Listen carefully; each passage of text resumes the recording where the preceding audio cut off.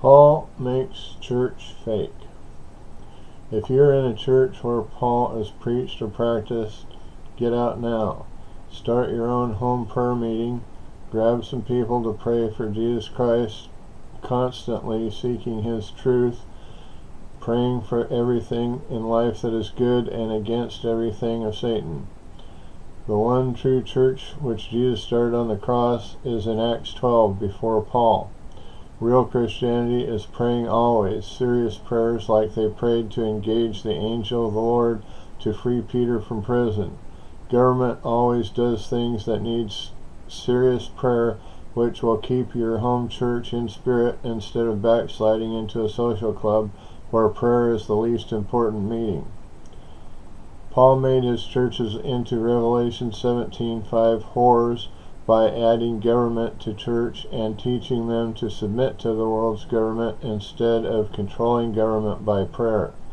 By submitting to government, church lost its authority given by God and inherited the sins of government, including abortion, which murders over 500,000 babies each year, making Paul's churches false religions like Baal that performed human sacrifices.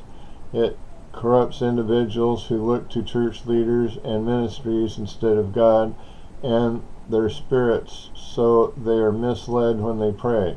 Most spend their lives doing religion but never developing a personal relationship with Jesus. Many rise up to become wolves. You can tell a wolf pack by their attacks on people pursuing God's truth.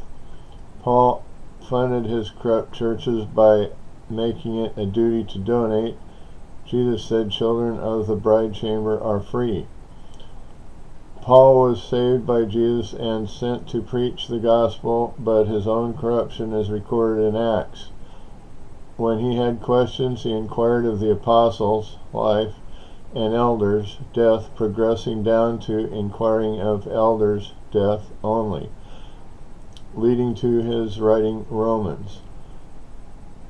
For the truth, notice in Genesis, elders started as godless Egyptian slave drivers ruling over God's spiritual, God-headed people with their carnal, meat-headed authority, using the threat of death.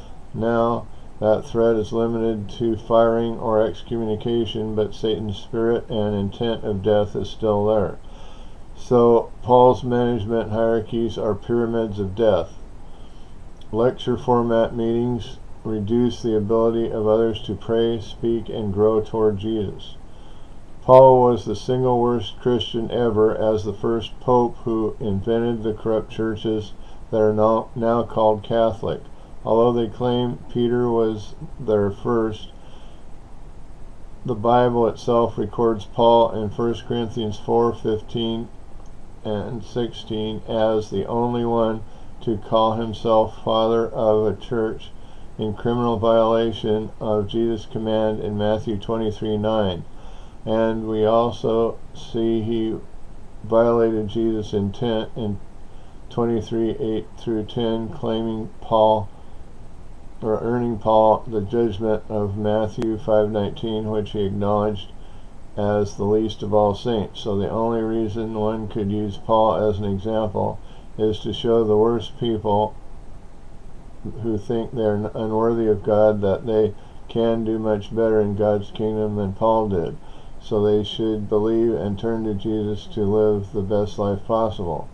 So try to memorize Jesus' gospel so you can always pray, study, and do what he did, praying continuously to cast Satan out of everything and follow Jesus perfectly.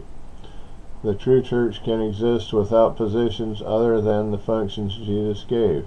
Modern management studies show businesses can operate best where everyone is equal under one boss. Government should also be able to operate with far less positions, leading to needing checks and balances. Now there are so many, the gatekeepers can only correct a fraction of the misdeeds, making churches that pray to make government do Jesus' will absolutely needed. Let's get started and pray government under God's control. Like the Old Testament pattern of prophets taking care of their relationship with God and occasionally telling kings what to do, only better with all citizens praying and growing like Jesus. Amen.